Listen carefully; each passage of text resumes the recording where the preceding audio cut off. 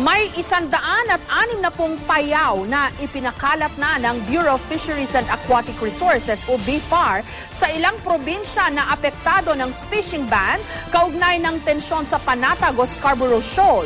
Ang payaw ay isang fishing device na tumutulong sa mga mangingisdang mapadali at maparami ang kanilang mga huli na hindi na nila kinakailangan pang lumapit sa Panatag o Scarborough Shoal.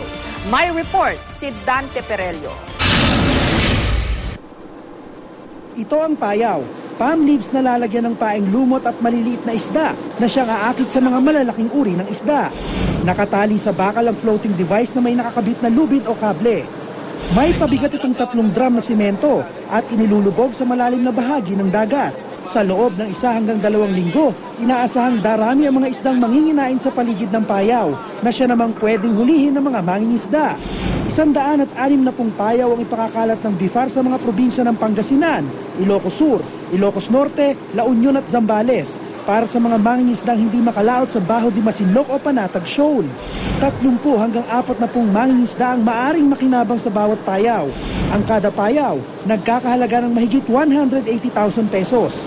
The area is now close to fishing for at least 2 months so that we can make sure that the resources in the area will be able to regenerate.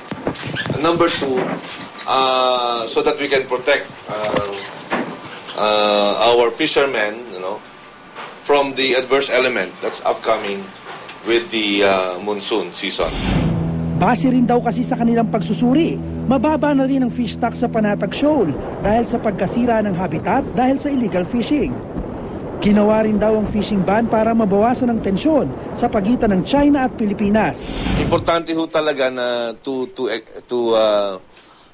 express at this point that the closure is a temporary measure pending the final determination of the status of the resource. And once we're able to determine that, then we might include other measures aside from close season.